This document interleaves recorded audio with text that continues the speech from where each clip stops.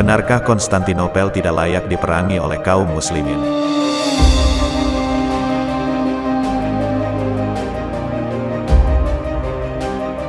Dalam sejarah peradaban Islam disebutkan, sering terjadi gesekan antara pihak Romawi dengan Islam. Baik pertempuran skala kecil maupun besar yang kerap terjadi, yang mengakibatkan korban jiwa berjatuhan di antara kedua belah pihak. Bahkan, sampai muncul statement yang menyatakan bahwa Islam disebarkan dengan ujung pedang. Nah, edisi kali ini akan sedikit membahas kenapa Konstantinopel harus ditaklukkan oleh kaum muslimin. Karena banyak yang menganggap bahwa pembebasan Konstantinopel yang dilakukan oleh Muhammad Al-Fatih adalah sebuah kesalahan. Alasan dari pendapat ini didasarkan pada status kaum Kristen Konstantinopel, yang menurutnya terkategori kaum kafir zimmi, sehingga tidak layak untuk diperangi. Untuk itulah, kita akan mulai membahas dari sudut pandang sejarah. Kita juga akan membahas status penguasa Konstantinopel. Benarkah mereka adalah kaum kafir zimmi, ataukah Konstantinopel terkategori sebagai kaum kafir harbi filan, yang memang layak untuk diperangi? Dalam video ini, kita juga akan membahas bahwa perubahan signifikan tatanan kehidupan yang telah terjadi di kota itu. Khususnya dari segi peradaban Konstantinopel, yang sebelumnya di bawah Imperium Romawi menjadi di bawah kekuasaan Islam.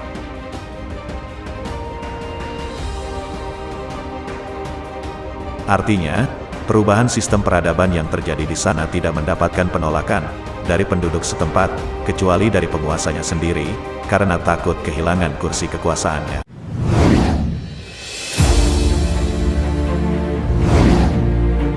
Merujuk pada peristiwa sejarah. Sebelum membahas lebih detail terkait kenapa Konstantinopel harus ditaklukkan oleh kaum muslimin, maka kita akan sedikit membahas tentang hadis Rasulullah SAW terkait akan dibebaskannya kotanya Heraklius. Di mana kala itu ada sahabat yang bertanya, kota manakah yang akan ditaklukkan lebih dahulu, Konstantinopel atau Romawi? Kemudian Rasulullah SAW menjawab kotanya Heraklius yang akan ditaklukkan terlebih dahulu. Dalam sejarah, Heraklius adalah penguasa dari Romawi Timur, atau lebih dikenal dengan Konstantinopel. Yang jadi pertanyaan berikutnya adalah, apa salah Konstantinopel, kenapa harus ditaklukkan? Sejak zaman Daulah Madinah, imperium besar kala itu adalah Romawi dan Persia, di mana yang dimaksud Romawi pada zaman itu lebih merujuk kepada Romawi Timur, yang kekuasaannya sudah sampai Jazirah Arab. Sehingga, kaum muslimin sering terjadi gesekan, baik kecil maupun besar dengan mereka. Kita mungkin mengetahui beberapa peperangan kaum muslimin yang berperang melawan Romawi pada masa awal perkembangan Islam.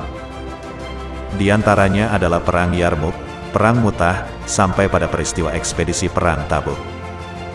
Dan peperangan yang terjadi saat itu adalah perang antara kaum muslimin dengan kaum Kristen, yaitu Romawi Timur. Sehingga, pertanyaan kenapa Konstantinopel harus ditaklukkan, maka sebenarnya sudah terjawab sendiri dengan adanya peristiwa kala itu. Konstantinopel tergolong kaum kafir harbi filan. Pada zaman itu, kalau tidak menyerang, pasti akan diserang. Sehingga, kenapa Konstantinopel harus ditaklukkan? Karena kalau tidak ditaklukkan, maka kaum muslimin akan ditaklukkan oleh Romawi Timur. Dengan demikian, bukan masalah siapa yang menyerang lebih dahulu. Namun, lebih merujuk pada situasi di mana kalau kaum muslimin tidak melakukan perlawanan, maka kaum muslimin akan diserang oleh pasukan Romawi Timur. Sehingga, pertanyaan apa salah Konstantinopel, kenapa harus ditaklukkan? Maka dapat dipahami bahwa Konstantinopel adalah kaum kafir harbi filan. Lebih tegas lagi adalah, dalam Islam, interaksi terhadap kaum kafir harbi filan hanyalah berperang. Kala itu, antar peradaban saling menaklukkan adalah hal yang wajar dan biasa terjadi. Sehingga, Daulah Madinah yang kala itu masih berumur jagung, harus berhadapan dengan dua imperium besar, yaitu Sasanid atau Persia, dan peradaban Romawi Timur atau Konstantinopel. Artinya, misi penaklukan Konstantinopel sangatlah wajar dilakukan, selepas Sasanid atau peradaban Persia berhasil dibebaskan oleh pasukan kaum muslimin pada masa Umar bin Khattab. Karena untuk menegakkan keadilan di muka bumi haruslah melumpuhkan dominasi Romawi Timur terlebih dahulu, di mana kala itu keadilan di muka bumi sudah dikotori oleh pasukan Romawi Timur. Ambisi Romawi Timur di dunia Islam. Seiring berjalannya waktu, sejarah juga telah membuktikan bahwa kaum Romawi Timur terus berambisi dalam menguasai wilayah-wilayah kaum muslimin. Gesekan baik kecil maupun besar sering terjadi, puncaknya pada masa Kesultanan Seljuk, yaitu pada Perang Manzikert yang terjadi pada 1071 Masehi. Di mana kala itu pasukan Romawi Timur menyerang pasukan Seljuk di bawah pimpinan Alp Arslan, yang kemudian berhasil dipermalukan oleh pasukan Seljuk dengan ditawannya Kaisar Romanos Diogenes. Untuk lebih jelasnya, silakan simak video kami yang membahas Perang Manzikert. Khusus dalam peristiwa ini kami bahas secara detail, baik latar belakang, sampai pada pecahnya perang tersebut. Sampai di sini dapat dipahami, bahwa Romawi Timur atau Konstantinopel terkategori kaum kafir harbi filan, yaitu kaum kafir yang secara terang-terangan memusuhi umat Islam. Dan interaksi terhadap kaum kafir harbi filan cuma satu, yaitu perang. Karena dengan penguasa kaum kafir harbi filan ini tidak bisa diajak berdamai. Namun, perlu dipahami pula, gesekan ini terjadi dengan penguasa Romawi Timur, bukan dengan penduduknya yang tidak memusuhi kaum muslimin. Berbeda dengan kaum kafir harbi filan, interaksi kaum muslimin dengan penduduk setempat yang terkategori kaum kafir zimmi, tidak boleh diperangi dengan alasan apapun. Bahkan, kalau umat Islam memerangi kaum kafir zimmi, justru dilarang oleh syariat Islam itu sendiri.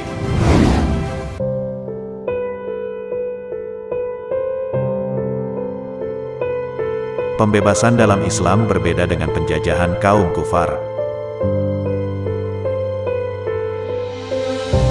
Banyak peristiwa dalam sejarah yang mencatat bahwa penduduk Romawi Timur sendiri minta perlindungan kepada penguasa Muslim karena terkenal dengan keadilannya. Artinya perang hanya terjadi kepada penguasa dan pasukan Romawi Timur saja, sedangkan penduduknya yang tidak ikut terlibat tergolong sebagai ahlu zimah yang tidak boleh diperangi. Dalam Islam, sebelum terjadi pertempuran maka ada syarat-syarat yang harus dipenuhi oleh kaum muslimin. Bahkan, kalau mereka mau jujur, pihak kaum kufar sendiri sudah paham. Setiap terjadi pembebasan, kaum muslimin selalu melakukan langkah perdamaian terlebih dahulu. Artinya, tidak langsung melakukan penyerangan begitu saja seperti yang mereka gambarkan. Langkah awal yang dilakukan kaum muslimin adalah dengan menawarkan 3 hal terlebih dahulu. Yang pertama, mendakwakan Islam kepada mereka terlebih dahulu. Yang kedua, memberi mereka pilihan bayar jizyah, dan memberi jaminan atas harta dan jiwa mereka. Yang ketiga adalah, pilihan terakhir yaitu berperang. Dan opsi terakhir ini adalah kondisi paling terpaksa harus dilakukan, karena kebanyakan kaum kufar akan memilih berperang dikarenakan kesombongannya. Meskipun terjadi perang, kaum muslimin dilarang menyerang penduduk sipil, dilarang merusak fasilitas umum, dilarang mengganggu pendeta atau pemuka agama, dan syarat lain yang harus dipatuhi oleh pasukan yang sedang melakukan misi pembebasan tersebut.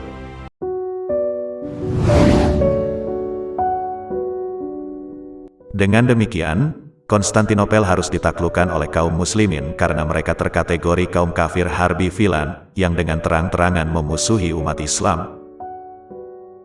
Sehingga penyerangan yang dilakukan oleh Muhammad Al-Fatih adalah tindakan yang sesuai dengan syariat Islam.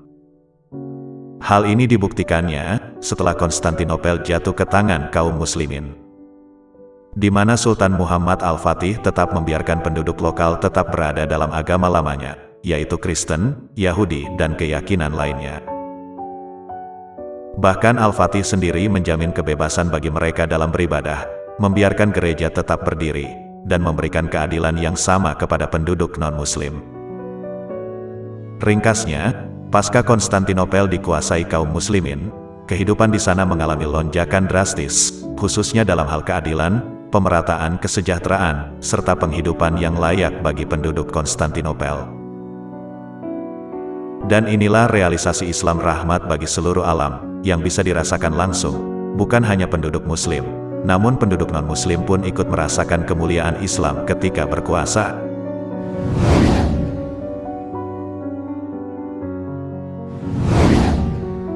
Perubahan sistem pemerintahan Konstantinopel.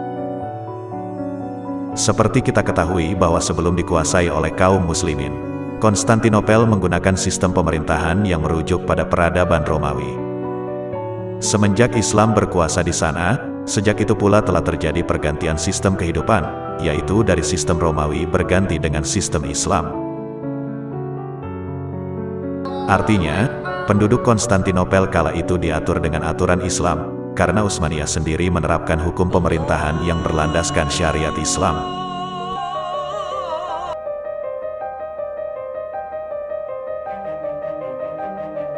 Fakta sejarah telah membuktikan, penduduk setempat kala itu tidak mempersoalkan, tatkala mereka diatur dengan sistem pemerintahan Islam.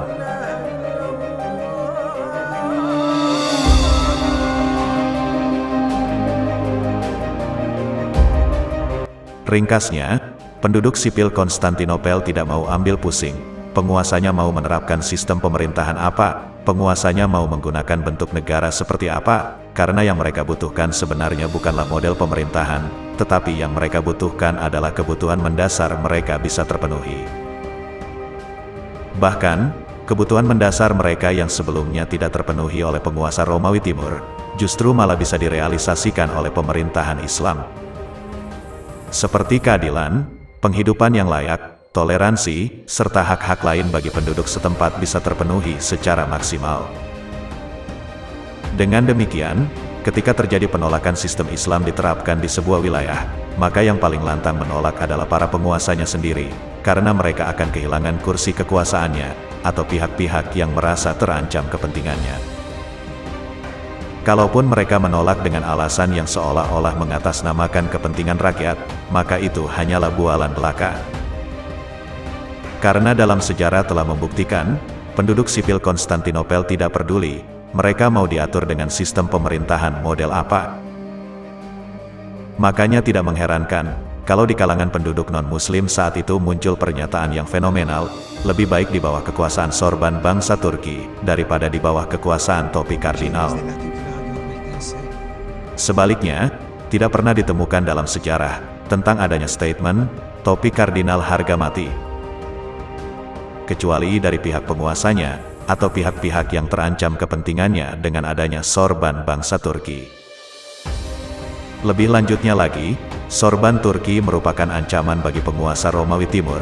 Sorban Turki yang sebagai simbol syariat Islam juga menjadi ancaman yang serius, khususnya bagi pihak-pihak yang ketakutan kepentingannya akan terganggu. Sedangkan penduduk sipil justru malah berharap kepada sorban Turki yang bisa mewujudkan semua hajat hidup mereka. Mengapa demikian? Sebab yang penduduk sipil butuhkan hanyalah satu, yaitu hak-hak mendasar mereka bisa terpenuhi.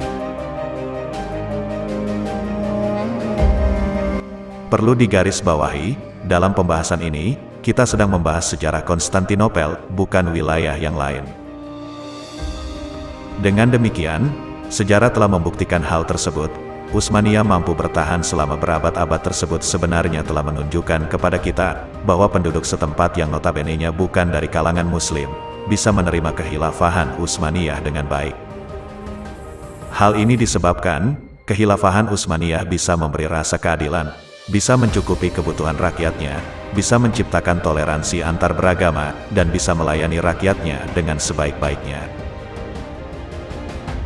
Sementara ketika berada dalam kekuasaan Romawi Timur, hal itu tidak dapat terwujud dengan baik.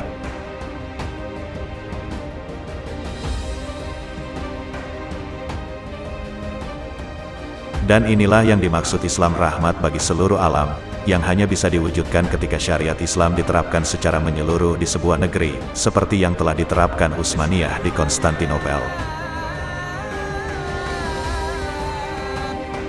لا تفتحن القسطنطينية